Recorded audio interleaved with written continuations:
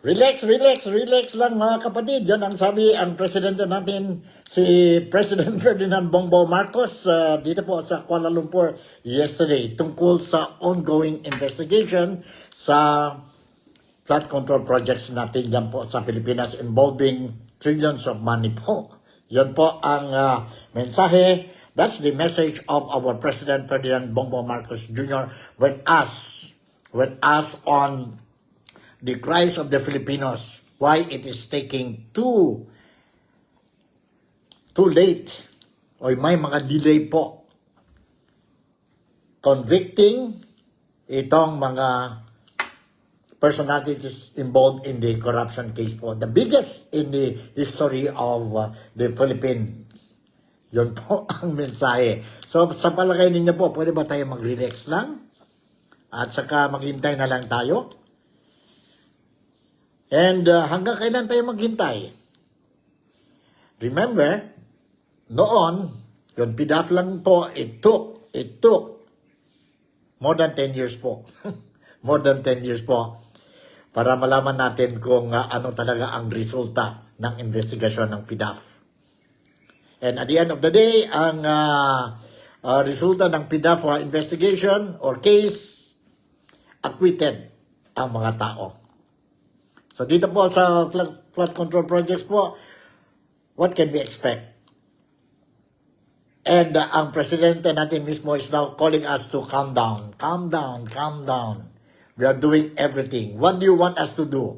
We do it fast or we do it right? If we do it fast, ang problema sa atin, sabi ni Presidente Bongbong Marcos, baka at the end of the day, during the hearing, ang kaso, baka technicalities, we will not win the case. So mabuti pa, dahan-dahan lang tayo, relax lang tayo, and make sure that ang kaso natin against these people are tied para pagdating sa bandang huli, walang technicalities and we will win the case. That is exactly the message of President Bongbong Marcos when he was interviewed during a press conference before going back to the Philippines dito po sa Kuala Lumpur, of which he attended ang ASEAN Summit from October 26 to 28. Kahapon, bumalik na po ang presidente sa Pilipinas. Alright? So later on, we'll be talking about these things, no? And I will be showing you some video clips regarding itong issues and some other issues po regarding itong flood control projects natin dyan po sa Pilipinas. In the meantime, I would like to welcome each and every one of you sa programa natin, Nick Talk, The Real Talk with Nico. Ito po si Nico Fabian. And salamat pagi, salamat patang, and salamat malam to each and every one of us. Mga Filipinos dito sa Malaysia, mga Filipinos dyan sa Pilipinas, mga kababayan natin, overseas Filipino workers sa mga ibang parte ng mundo. Kumusta kayo? And I hope and wish that everything is running smoothly sa buhay natin. And of course, huwag natin kalimutan to greet also, shoutout muna tayo kay Roy Tanangon, who is also watching itong programa natin, Nick Talk, The Real Talk with Nico. I don't know if he's watching dyan po sa Zamboanga ba o dyan sa Dumaguete, no? But definitely he's watching po dyan sa Pilipinas. Dyan sa Pilipinas. Alright? Okay. Tuloy na natin po. Today is Wednesday na, no? October 29. Malapit na ang Pasko, no? Malapit na ang Christmas, and sige lang po. Sige lang po. Maski paano ang buhay natin, nahirapan natin po.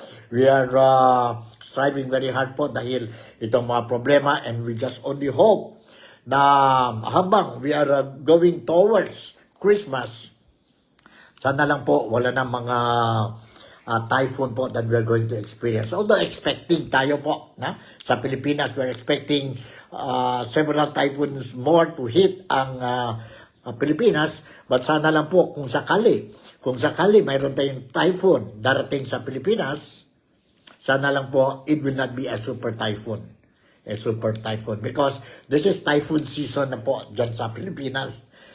Typhoon season na. So sige lang, let's do all the preparations and make sure that we are taking extra precautionary measures.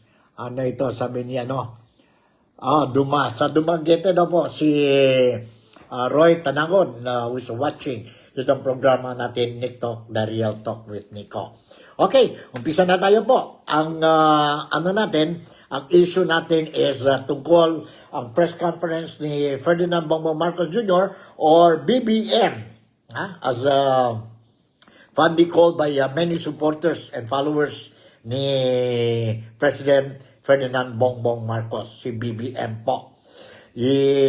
Mayroon yun na kahapon sa Kuala Lumpur, mayroon press conference po, and he was asked, among the question asked during the press conference po, yun na po, anong reaction niya tungkol ang investigasyon dyan po sa Pilipinas regarding ang flood control projects po.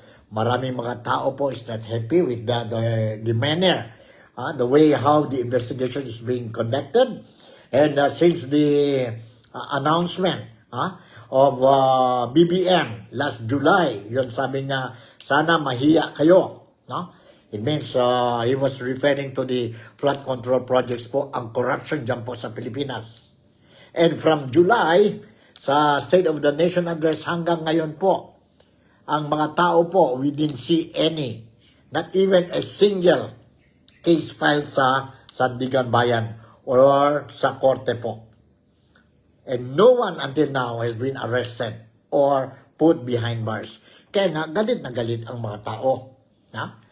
This is the reason why we are very angry. And now, the President is telling us, relax, relax. What do you want us to do? You want us to do the investigation fast? Or you want us to go slow but sure? The right way. Palagay niyo po, what do you want po? We are not talking about the right way or no. Everybody wants that the right way. Kaya nga, ang mga Filipinos is shouting. Based on the initial investigations carried out and published sa publiko po, nakikita natin po na ang mga tao involved, be it senators, congressmen, government officials po, and contractors, we can already see po that there are enough evidence already to file charges against these people. But until now po, wala pa. Until now, wala pa. But anyway, let's talk about it as we go along dito po sa programa natin. In the meantime, let me share with you itong video clip, a portion of BBM press conference sa Kuala Lumpur. Yesterday, sa Kuala Lumpur yesterday. Nandito. Let's watch and listen to this press conference, and later on, kung may mga opinions kayo, mga reactions ninyo po, maybe you would like to share it with me, and maybe I can share it during my Nick Talk, The Real Talk with Nico programs now or maybe in the future po. Yun ang mga reactions ninyo po. You deserve, you have the right to give your opinions po. As long as may limitasyon lang tayo po, Remember, whatever shame, ang ng presidente, also shame to the Philippines. Kaya nga, ingat-ingat lang tayo po sa sabihin natin when we criticize our leaders dyan po sa Pilipinas. But it is our right. It is our right. It is our right. We have freedom of speech. So in the meantime, nandito, let's listen to this portion of the interview of President Ferdinand Bongbong Marcos dyan po sa Kuala Lumpur. Very strictly defined procedures. I get messages all day, every day. Ikulong mo na yan. Alam naman natin kung sino sila. Ikulong mo na. Kunin mo lahat ng pera nila. Pagbenta mo na yung mga bahay nila, ibalik sa ano. What would then I be accused of if we did that? Secondly, if basta-basta lang tayo nag-book na sasabi hindi maganda yung ebidensya, basta kasuhan mo na. Kung nanalo, kung ma-acquit, dahil hindi maganda ang pagkahanda ng kaso, technicality. Nagka-technicality. Can you imagine these people who have stolen billions from the government and from the people, nakawala dahil hindi maganda ang pag-handle ng ebidensya. That would be much worse result. So, due process must be observed. We must make sure na alam naman talaga natin kung sino sila. Kaya tiyakin natin na makukulong talaga sila. At ang kanilang mga ninakaw ay ibalik sa gobyerno, ibalik sa tao. But just be yung nagmamadali, yung hindi maaari yan. Hindi delikado tayo. Kaya natin sabihin ko sa pulis, takipin nyo na yan. Basta ikulong nyo, bahala na. Anong mangyayari doon? Sira yung kaso natin, and you cannot charge them again. There is the principle of double jeopardy in the law. So, what is more important? That we just file cases. Basta sige lang. Remember, nobody has gone to court yet. There's no conviction yet. And the court, marami pang, what is the process? Pagka binigyan yung may complainant sa ombudsman, sa DOJ, may preliminary investigation pa. Magbubuo ng investigasyon. Kailangan matibay-tibay yung ebidensya. Kasi kung hindi matibay yung ebidensya, makakawala yun, ma-acquit yun. Kaya tiyakin natin na matibay yung ebidensya. Hindi madaling gawin yun. Dahil yung iba, yung mga witness, yung ating mga resource person, hindi nagsasabi ng totoo, may mga tinatago, etc. etc. Kailangan ma-extract yun sa kanila, yung informasyon na yun. Para gawing ebidensya, para madala sa kung saan man, sa sandigan, sa ombudsman, eto na yung kaso. At malalaman natin na tiyak na makita natin na yung talagang alam natin na gumawa ng kategoryan, nagnakaw talaga sa gobyerno, ay magbabayad. And magbabayad, they will pay for it with their liberty, and they will pay for it with treasure that they have taken away from government. I think it's more important that we get one chance at this. Isa lang ang chance natin. We cannot waste that opportunity to bring justice to those people, to bring those people to justice, and to bring justice to the Filipino people. So, do you want to get it done quickly, or do you want to get it done right? That's the choice that we have. So, I understand the frustration because we do have a very good idea about who these people are. But you have to take them to court. You have to present evidence. They have to be convicted. And as I'm sure anyone who has been involved in any kind of legal proceeding, we are all very frustrated, especially non-lawyers, are very frustrated by how long it takes. Ang sagot naman ng mga abogado sa atin is that may kasabihan sa kanila, the law grinds very slowly, but it grinds very well. So we're counting on that. Alright, yan po ang statement, reaction or answer ni BBM tungkol ito pong investigation, ongoing investigation sa Philippines. Do you want us to make it fast? Do it quickly or do it right? Mr. President, sa palagay ko po, ang mga Filipinos dito sa Malaysia, dito sa Sabah, dito sa Kota Kinabalu, we wanted to make it quick and right. Yon po ang gusto namin. Yon ang gusto ng mga Filipino community dito sa Sabah. And I believe this is also what the Filipinos in the Philippines wants. And also overseas Filipino workers po sa iba-ibang parte ng mundo. This is what we are fed up. Ang tagal ang proseso. There is something wrong sa due process natin po. Can't you not see it, Mr. President? Can't you not see it? And you as the chief executive of the country, as what you mentioned, na you also know kung sino-sino yung mga tao involved dito sa korupsyon. Huh?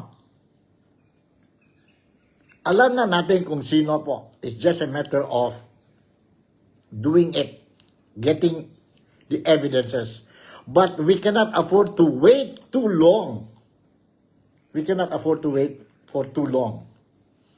May mga very responsible, caliber, sabihin natin mga lawyers natin dyan po sa Pilipinas, dyan po sa gobyerno, no? I don't think so. They will just do it quickly and compromise ang kaso po just for the sake of doing it fast. I don't think so po. So what we want is quick action also po. But it doesn't mean that quick action, it means we are compromising.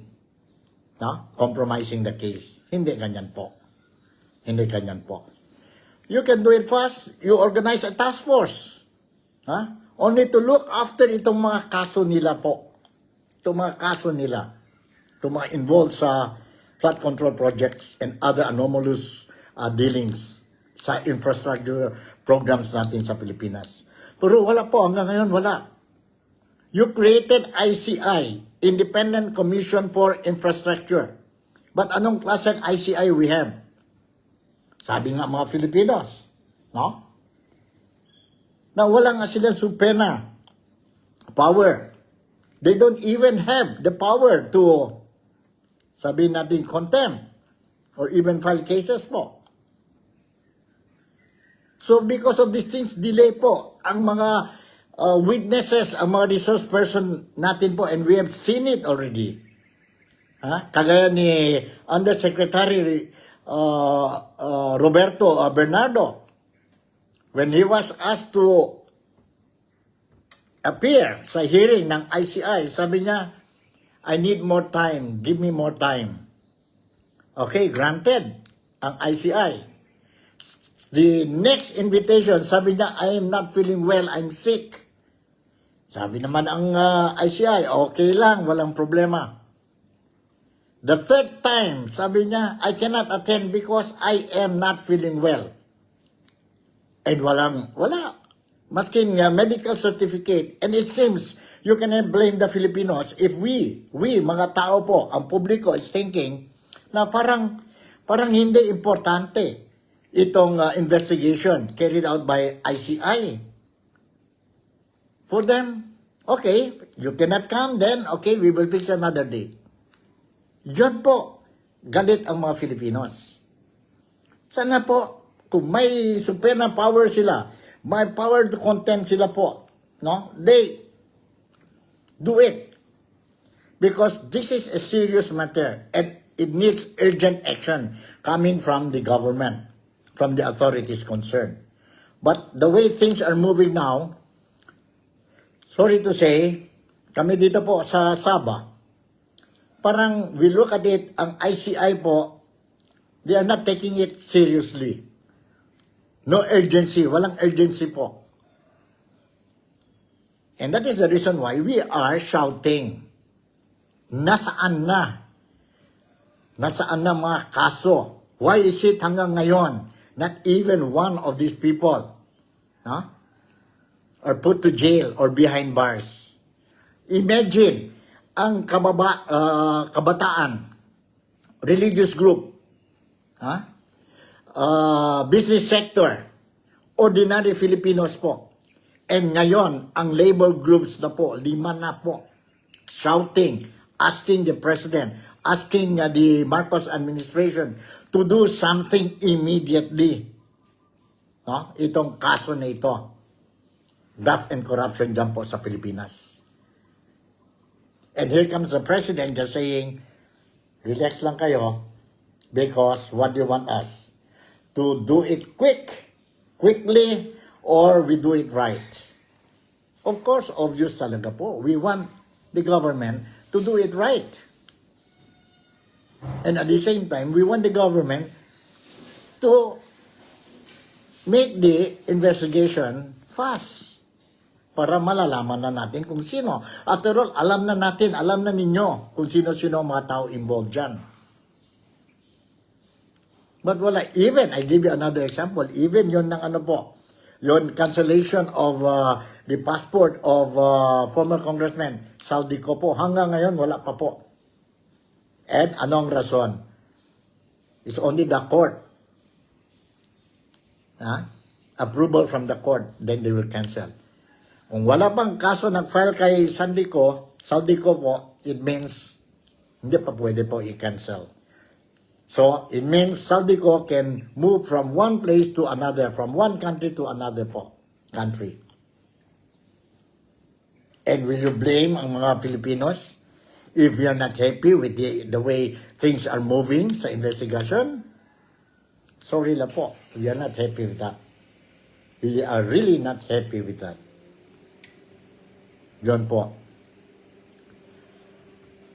Justice system natin po, the due process natin dyan po is questionable. Kung ang mga mahirap magnakaw, due process within 24 hours, kulong agad. Pero kung ang mga mayaman, they stole billions of money sa atin, kailangan may due process talaga po. And it takes time. It will take longer time po. So you are delaying justice. And yun po, galit ang mga tao. That is the real reason why galit talaga ang mga tao po. So yun ang sentimento natin. Namin dito po mga Filipinos sa Sabah. Alright. Later on, I will talk something about or maybe since we are talking about I mentioned already the name of Saldico, Congressman Saldico. Okay, I don't know if you heard about the assets of former Congressman Saldico. Mayroon siyang air assets. I think mayroon siyang air assets of 20 jets and 10 jets and choppers or helicopters po. And I was made to understand dyan po sa news sa Pilipinas that last August po, ang Gulfstream jet 350 po of Saldico po already left the country. Last August ito para sa Singapore. And then may balita din po na ang chopper or helicopter, dalawang helicopter of Saldico po, already left the country and pumunta dito po sa Kota Kinabalu or sa Malaysia. Sa Malaysia po. Itong Augusta chopper nila po, 139, AW139. So, I also checked dito sa Kota Kinabalu since mention na ang Kota Kinabalu po na last September they flew itong dalawang Augusta AW139 chopper of Saldico po papunta sa Kota Kinabalu po because accordingly they want to sell itong chopper po. See? The total amount of the worth of the air asset of Saldico is something like 7.94 million US dollar. In other words, kung sa peso yan po, it is something like 446 million pesos. So now he's trying to dispose it. Pero mahirapan siya po to dispose it dahil you cannot sell it to foreigners. Ang jet nyo, ang chopper ninyo or helicopters ninyo po kung walang clearance coming from sa Pilipinas. Sa aviation authorities natin po. Mahirap yun po. So when I check dito sa Kota Kinabalu po, because it happened last September pa, my initial investigation revealed that wala dito sa Kota Kinabalu. But there is a report. There is this thing that my source was telling me, Nick, may dalawang chopper from the Philippines, and the model is Augusta AW139 nandoon sa Kuala Lumpur. I still don't know. I'm still trying to check kung anong state sa West Malaysia. No? Sa West Malaysia. So, kung totoo yan po, ibig sabihin, totoo din yun, lumabas na po ang dalawang chopper ni Saldico po. And you know what kind of a chopper is that? Helicopter po. This is a VIP helicopter. Mayroon yata ako ditong picture, no? Anong klase? Anong klaseng chopper yon? Hold on ha. Sana lang po mayroon tayo dito. Wala tayo eh. I didn't manage to save it. Aha. Okay. Sandali. Alam ba natin po na ang Agosta Westland AW139 is worth 880 million pesos. Times 2 yun po, ha? Times 2. And then mayroon siyang Gulfstream 350 jet worth 2 billion pesos. Bell 407 worth 165 million pesos. And Bell 206 B3 35 million pesos. The total value of this air assets of Saldico is something like 4.1 billion pesos. So I'm still checking. I'm still checking po, no? I'm still checking kung ito po ang I don't know if you can see. Ang chopper po. Ang jet at saka ang chopper ni Saldico. Ito po. So they are trying to dispose it po, no? They are trying to dispose it. They are trying to sell it po. I don't know if they will be successful in selling it. No? Kasi you need a clearance coming from the Philippines aviation authorities before you can transfer the name, no? Transfer the name to the new owner. I'm still following up this investigation po. And so far, my initial investigation shows that wala dito sa Kota Kinabalu ang dalawang chopper ni Saldico. But my source confirmed that mayroong dalawang chopper, same model, from the Philippines, nandoon ngayon po, one of the hangars dyan po sa West Malaysia. I don't know, is it in Kuala Lumpur or in other states po like Ipoh or Melaka, no? Johor Bahru or kung saan po. No? And according to my source, itong chopper, ang ano nila dyan po is for repair. But anybody can just put it, you know, dumating dito ang chopper because for maintenance purposes.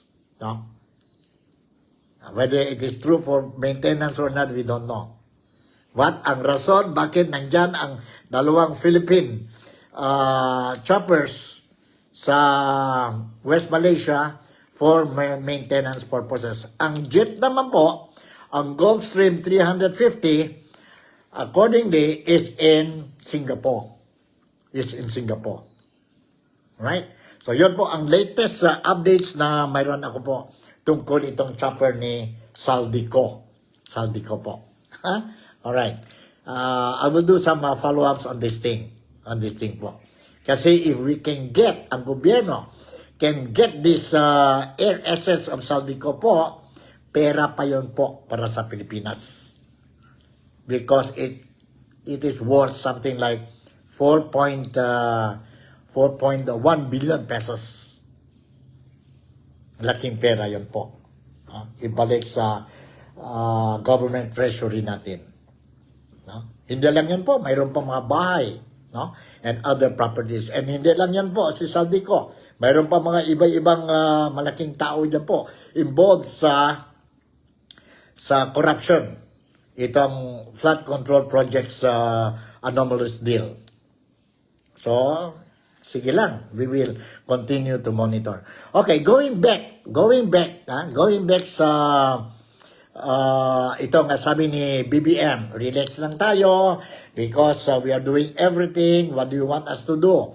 Do it quickly, ang investigation, or we do it rightly, properly and right, so that when we file cases against these people, of whom, sabi niya, we already know who are these people. Sino ba yan, Mr. President? Alam namin, alam din ang presidente. So, ilabas na ang pangalan. Ilabas na ang pangalan. And we want to know kung sino talaga ang mastermind. Sino talaga ang mastermind dito sa corruption that involves trillions of taxpayers' money. Sino talaga? This is what we know.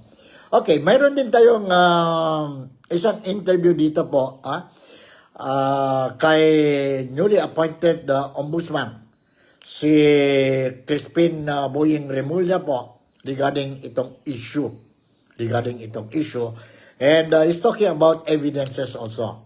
Sabi niya, mahirap talaga magkuha ng ebidensya. So far, wala pa tayong enough evidence to pull down talaga itong mga person in question. Person being questioned in the ongoing hearing po. Let's listen to the statement of Ombudsman Remulla. Remulla po. Nandito. Hold on Okay. Saan na yun? Ang queue natin is 440. 440. Sana yan? 440. Let's listen to this. Napakabigat. And nung nagsimula ito, Ombudsman, ang focus ng lahat ay yung House Speaker kasi yung si Congressman Zaldico, Chair of the Appropriations Committee, appointing niya, no? Sabihin na natin. Siya pumili nun? Yes. Siya pumili ng chairman ng appropriations? Yes. Oh. And to this day, ang perception ay silang dalawa talaga ang promotor ng lahat ng ito. You agree with that? Ano yan eh? If there's a mistake of omission or sabihin natin omission, ito na yun. It's the worst that ever happened. What omission was that? Hindi niya kailangan niya panindigan yung kanyang pagpili kay Zaldico. Ayun na nakikita ko. Kasi kung liability lang, kailangan dalhin talaga yung ebidensya. Mahirap magdemanda na walang ebidensya, Eugene. Yan ang justice natin. Para magsampa ka ng demanda kahit kaninong tao, ebidensya hinahanap ko. Yan naman ang tema namin kahit sa DOJ. Hindi kami nag-file ng kaso pag walang ebidensya. Yun lang sinasabi ko sa mga tao na talagang sobrang galit. Huwag kayong magagalit. Gawin nyo yung trabaho nyo maghanap ng ebidensya. Yung galit, masisira lang ang diskarte nyo dyan. Huwag kayong magagalit. So wala pa bang nakikitang ebidensya? Doon sa mga Wala pang lumalabas. testimonies, halimbawa? Wala pa talagang... Well, yung driver na naghatid ng basura, hindi ba testimony yun ng driver? nawawala nga yung... Hindi driver yun. Yung tao yun na kasama, nawala. Hindi sumipot sa DOJ. At yun nga yung naging problema. Sabi niya, gusto niya magpa-witness protection program. Nung tinanong siya, parang hindi niya naintindihan yung binasa niya. Hanggang ngayon, hindi pa siya sumisipot ulit. So hindi ka naniniwala? Parang may kalabuan. Kailangan natin na mas talagang makikipag-usap ng mata sa mata. Kasi ito, mailap masyado. Tsaka, yung binasa niya, kababasa niya lang na kanyang sinumpang salaysay. Tapos, pagkatapos nun, nung tinanong siya tungkol sa kanyang sinumpang salaysay, ang sabi niya, hindi niya raw kailangan ng witness protection program. Pero yun ang kanyang sinabi, na dahilan kung bakit siya naroon, maharap, para raw magkaroon siya ng witness protection. Okay, so anong basa mo ron?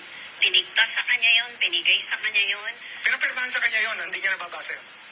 Nino? Kung sino man, nag-ooperate, may operator.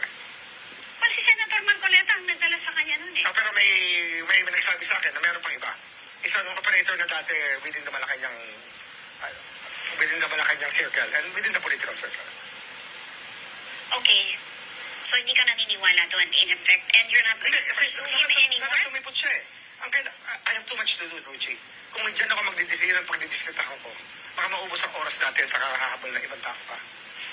Maraming tayong kailangang habulin. Hindi lang yan ang ating interes. Kasi nga, meron naman siyang handler. Idalhin nila sa atin ulit. Para makausap natin, di ba? Pero kasi dyan nakatuon ang publiko ngayon eh. Yung Speaker Martin, tsaka kay Congressman Zaldico, ang feeling ng lahat ay wala na. Natapos na ang Senate Blue Ribbon hearing, Sa Congress, wala rin kasi wala namang credibility dahil sabi nga nila, karamihan ng proponent nandun sa Kongreso at sa Senate also. Wala pang nag-file ng kaso against him na may ebidensya. Yun ang hinahanap natin eh. Paano may didiin ng tao na wala kang ebidensya? So, anong sinasabi? Pero ikaw, nung nasa Justice Department ka, pati yung mga missing sabongeros, nagawan mo, talagang May ebidensya yun eh. May testigo tayo. hahanapin mo yung May mga yun, testigo di tayo ba? doon na tumatayo, tumitindig. At hindi umaatras. So, At hindi dito, nagtatago. yeah, I know, but dito, ang sinasabi mo, wala. Eh sana bumalik si Gutesa. Bumalik siya. At patutuhanan niya yung sinabi niya. Yun pa lang eh. Sana meron pa ibang sumipot. What about, kunyari, lifestyles? Kunyari, si Congressman Saldico. Sa lifestyle pa lang, alam na natin lahat na, teka lang, parang nakaw talaga lahat yan. May aeroplano, di ba? Matagal ng kontratista yan. At fees pa nga. Panahon pa ni GMA. Alam ko kontratista na yan. So you're saying that he got all of that before? Pero ako, hindi ako natutuwa sa kanya. Hindi ako natutuwa sa kanya. Kasi nga, nakasama ko yan eh. Magkasama kami sa Kongreso eh. Pero, nung ako'y lumipat na sa Justice, hindi ko na sila nakita. Ang alam ko lang, siya lang yung kasama ni Speaker. Pero hindi na kami nag-usap ulit o hindi na kami nagkasama sa kahit anong bagay. Maliban sa, meron siya pakingialam sa ibang mga kontrata na hindi ko nagugustuhan. At sinasabi ko talaga yun. Alright, yan po si Ombudsman Remulla, no? Ebidensya. Yung ebidensya ni Undersecretary, former Undersecretary ng Department of Public Works and Highways, no? Siya mismo sabi that he's the one who brought, if I'm not mistaken, yung doing dealings with itong other people involved, mga high-ranking officials po, no? Hindi ba yun ebidensya? Hindi ba yun ebidensya din yun? So, what is really happening? Medyo magulo na tayo dyan po, no? And we look at the investigation, maskin si Ombudsman is also talking about, instead of focusing, nandyan na tayo po sa mga tao, kagaya ni former Congressman Saldico, former Speaker Martin Romualdez, somebody has already linked ang involvement nila sa corruption. Now, ang Ombudsman, they also want to, instead of focusing na doon na po para malalaman na natin kung sino talaga ang mga tao really involved or sino ang mga mastermind po, divert na naman tayo doon sa kagaya investigation kay tatay ni Senator Bongo, no? Hindi ba dapat i-focus na tayo doon? Focus na tayo yon ni Technical Sergeant Marine, Oli Gutesa, ang mga statements niya po sa affidavit when he appeared sa Blue Ribbon Committee hearing. Hindi ba dapat yon i-focus na tayo doon? But it's not happening. Kaya nga po, galit na ang mga tao. Let's see po. And hindi lang I think it was in October 20. October 20 po.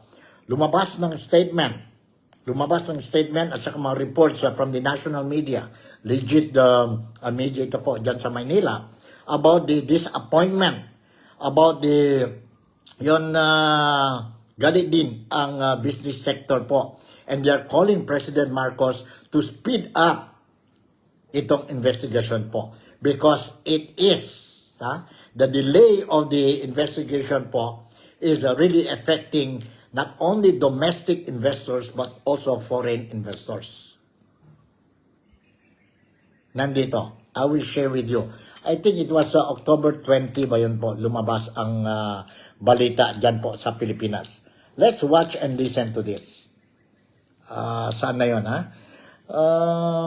ito po. Let's watch and listen to this. 17 trilyon piso na ang utang ng bansa at patuloy pa itong tumataas. At sa isang pambihirang pagkakataon, iisa ang tanong ng mga negosyante at mga ordinaryong Pilipino. Saan nga ba talaga napupunta ang pera?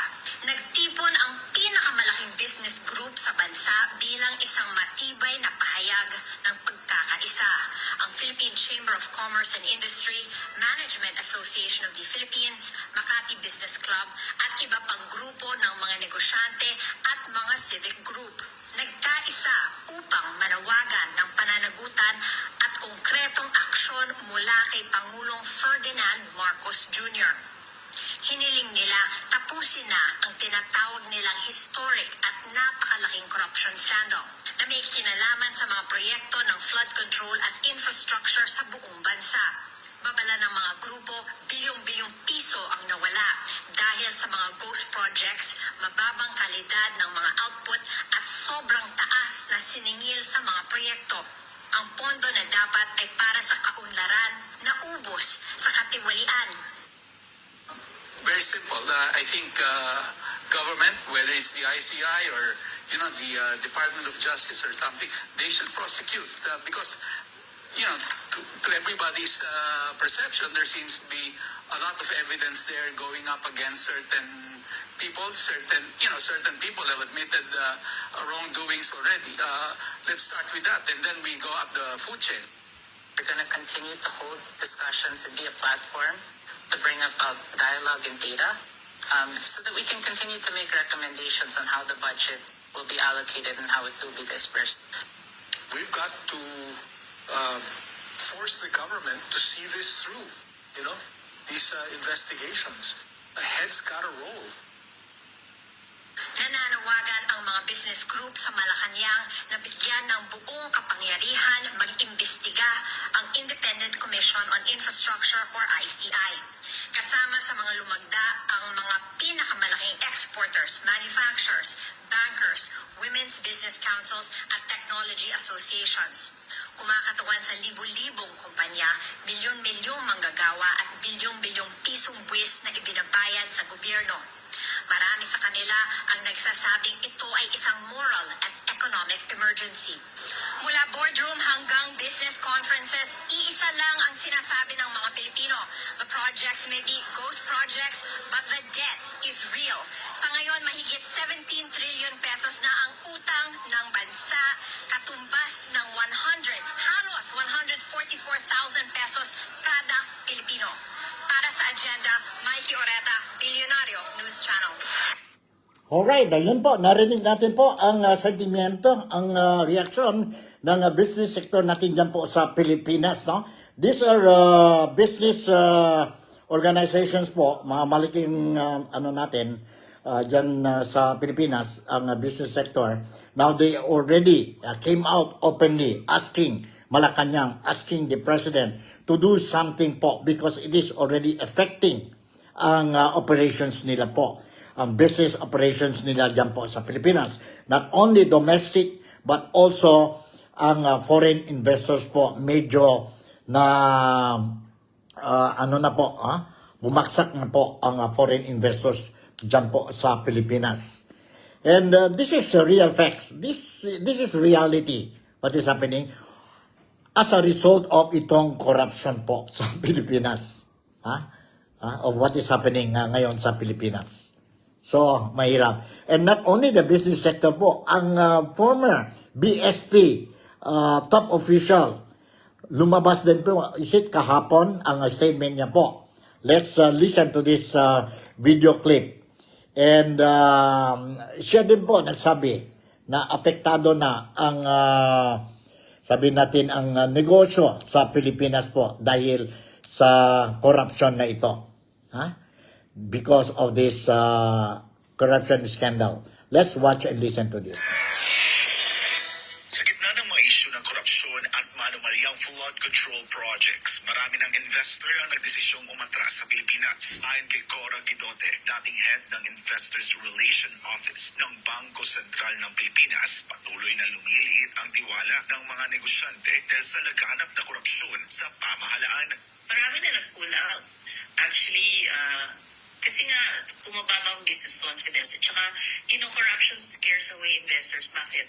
Kasi it increases the cost of business. Siyempre, manghihingi ng lagay yung mga people that they deal with in government.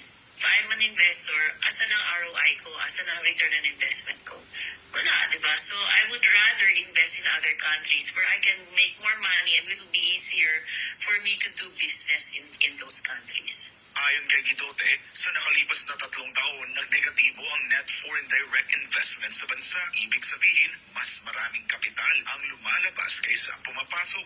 Pag wala masyadong nag-invest, wala rin masyadong trabaho. So pag wala trabaho yung mga tao, there's a higher incidence of poverty. Dagdag pa niya, hindi lang sa mga flood control project at Department of Public Works and Highways umiikot ang issue ng korupsyon, kundi laganap din aniya ito sa iba't ibang ahensya ng gobyerno. As long as those other departments are not being checked, then the plunder will continue. Because greed is already systemic in the system. Nang tanungin kung paano muling maibabalik ang tiwala ng mga investor, ito ang tugon ni Guidote. The government has to be accountable. And who has to be accountable? Those that approve the General Appropriations Act. So if they cannot address that, then you need a change in leadership. Kung hindi nila kayang maging accountable themselves. And I think that's almost an impossible demand for them to do because they want to stay in power. So we will have to demand for a change in leadership. Hopefully the President resigns. Para sa Diyos at sa Pilipinas kong mahal, ako si Jason Rubrico. Alright, narinig ninyo? Drop na ang foreign investors sa Pilipinas dahil sa corruption. You cannot expect foreign investors to come to the Philippines. Kung ang issue ng corruption dyan po, grabe. Grabe po. No foreign investors will invest in the Philippines kung nakita nila grabe ang corruption sa Pilipinas. Grabe. They will not invest po. That is 100%. Kung walang tayong foreign investors sa Pilipinas, it means konti lang ang job opportunities para sa mga Filipinos. Kung walang trabaho mga Filipinos, poverty will be another problem. Walang trabaho, walang income. Paano sila mabuhay? For as long as hindi ito matapos ang investigation po and stop the corruption activities sa Pilipinas, this will happen to the Philippines. And to say, for the President to say, relax lang kayo, it will take time. It will take time for us to address this problem. You want that we do it quickly or we do it the right way? Hindi pwede po. The more you delay, the more people will suffer. The more people will not trust you anymore. We want it to be fast, but accurate. And at the same time, we want that you do the right thing. It doesn't mean that you're doing it quick, fast. It doesn't mean that you're not doing it the right way. Depende lang yon sa inyo po. Depende lang yon sa gobyerno. You can do it fast, but without compromising. Without compromising ang mga tao po. Or without compromising ang case filed against these culprits. So hindi pwede yun. For me, I don't believe na dahan-dahan lang tayo, hintay lang tayo, and don't worry because we are doing it. We are doing it slowly but surely. In other aspects, doing it slowly and surely, yes, it is applicable. But in this kind of a situation, kailangan tayo urgent action coming from the government because the more you are going to delay, the more mahirapan ang Pilipinas, mahirapan din ang mga Filipinos. Yon po. That's how I look at it. I hope I'm wrong. I hope I am wrong. Alright? So, I will show you another, before going there. Okay, I'll give you a very good example. A very good example when we say investors is not coming in, it will affect ang, sabihin natin, economy ng Pilipinas will affect without support coming from our neighboring countries po, all the world. No? I'll give you a very good example. Let's only touch one sector, and that is the tourism sector po. Noon, ang Pilipinas, yes, we are very popular. The number of foreign tourists visiting our country, malaki talaga po. And some Asian countries, they envy us. Ang promotion natin, we are very easy, to encourage, entice ang mga foreigners to visit our country po. Dahil menos po ang corruption. Ngayon po, nahirapan. What is the result? From January to August this year po, the number of foreign tourists arrivals sa Pilipinas compared to other ASEAN countries. Okay, nandito po ang figure. Ang figure po, ang Malaysia, from January to August, registered tourist arrival of 28.24 million arrivals sa Malaysia. Second is Thailand. Ang Thailand registered something like from January to August, something like 21.88 million foreign arrivals, tourist arrivals. Then followed by Vietnam. Mayroon sila a total of 13.9 foreign arrivals, tourist arrivals. Itong year lang ito po, we are talking about this year alone. And then after Vietnam, mayroon tayo ang Singapore. Ang Singapore is, they registered total tourist arrival of 11.6 million tourists sa bansa nila. And followed by Indonesia. Indonesia registered something like 10.4 million tourist arrivals from January to August this year. So ano ba ang figure ng Philippines? January to August this year. Anybody? Would you like to guess? Okay, ang figure is Philippines registered tourist arrivals from January 2025 to August 2025. We only have 3.96 tourist arrivals. Ang layo, ano po? Ang layo talaga. Why? Because one of the reasons is ito na, corruption po. Pagdating ka sa airport pa lang, marami ng problema. Paglabas mo sa airport, overpricing ang mga taxis natin, ang Grab natin. Not exactly Grab, siguro, no? Pagdating ka sa mga entertainment outlets, grabe din ang presyo. Grabe din ang presyo. Bakit ba? Ang China also dropped ang arrivals sa Pilipinas. You know, the Chinese people, they go out sa iba-ibang nation po for holiday po. One is very important po. For me, I believe, the reason is they want to go to the casino. They want to play. Shopping, maybe secondary na po.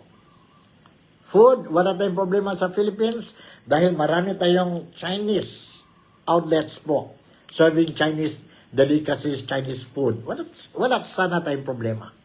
No? And then communication-wise, konti lang problema natin, but we can still communicate with them. See? But drop na drop po. Chinese tourists drop maybe because of the conflict between Philippines, US, and China ngayon. Tsaka mayroon tayong mga strict policies imposed mga Chinese tourists natin sa Pilipinas. But the bottom line is, whether we like it or not, itong corruption po is really affecting our economy. Okay? Now, let me show you another video clip. No? And this time is another report, media report coming from Billionario News. And ito na po, also talking about the flood control project's anomalous dealings dyan sa Pilipinas. Let's listen to this. Let's listen to this. Saan na yun?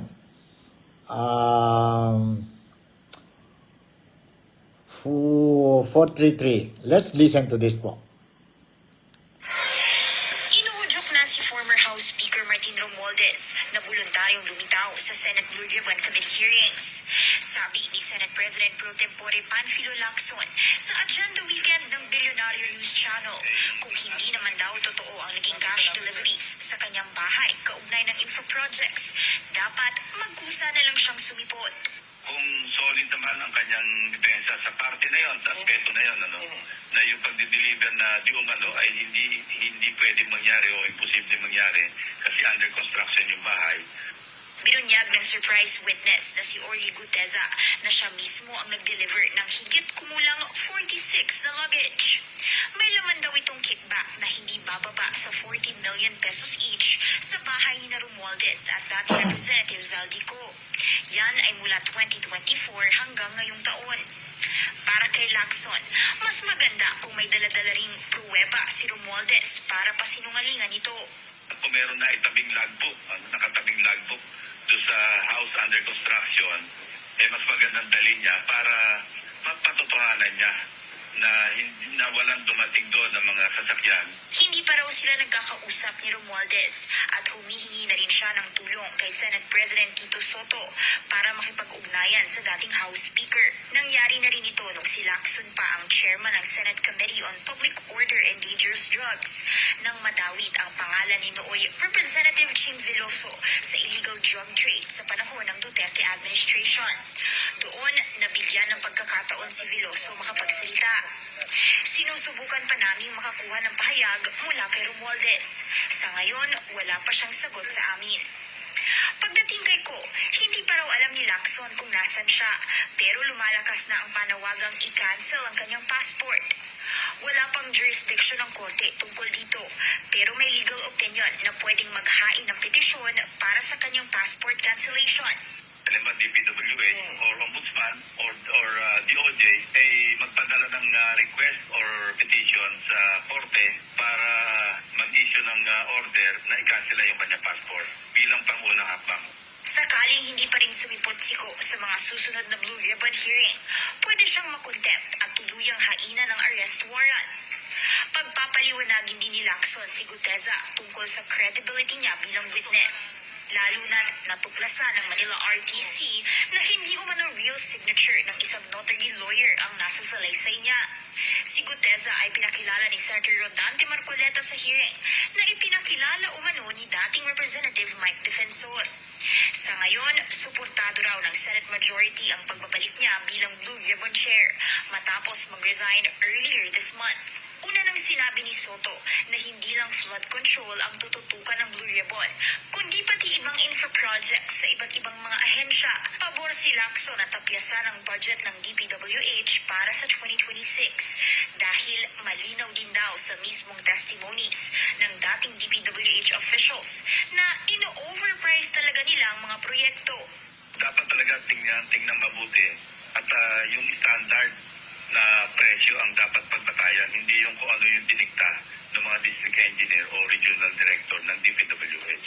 Pagdating naman sa ginawang pagsalaula umano sa national budget, balak din itakol ni Lacson sa Blue Ribbon ang technical malversation na ginawa umano ni Henry Alcantara. Ito ang pagpapalit ng line items sa national budget at nadawit doon si Senator Joel Villanueva. Humiling daw noon si Villanueva ng multipurpose building pero napalitan ng 600 million peso worth of flood control nang hindi alam ng testament. Una na rin pinabulaanan ni Villanueva ang mga akusasyon. Sa November 14, magpapahiring si Lacson sa oras na ma-formalize na ang kanyang election ulit bilang Blue Ribbon Chair. Hinihiling ni Lacson ang mas smooth na budget deliberations para sa 2026. Masakit man daw ang mga natuklasan sa budget, naging daan naman ito para magbusisi ang publiko at mag-imbestiga sa mga kawani ng gobyerno. Para sa agenda, Hannah T., Bilyonaryo News Channel. Alright, yun po ang report ng Bilyonaryo, no? News about ang latest updates tungkol sa Blue Ribbon Committee. And they're going to have it on November 14. Tingnan natin po, no? Tingnan natin. I will closely monitor itong November 14. Sabihin natin Blue Ribbon Committee hearing po, no? Committee hearing. And nakita natin po, no? Na ganito, what is happening? No wonder, no? No wonder po, galit na galit ang mga tao, no, of what is happening dyan sa Pilipinas ngayon when it comes to the issue of corruption involving ang mga legislators natin po, mga pangalan nila lumabas na po, no? Mga senators, mga congressmen, mga government officials po, and contractors. But none of them until now, no, nakulong. And in fact, si Ombudsman Remulla was saying, most likely po by December, they will be filing the criminal charges against these people already. By December pa yun po. Maghintay pa tayo po. Kasi what they say is kailangan pa very strong evidence po para sa bandang huli po, we will not lose the case because of technicalities. Totoo naman yan po. No? Totoo naman yan po.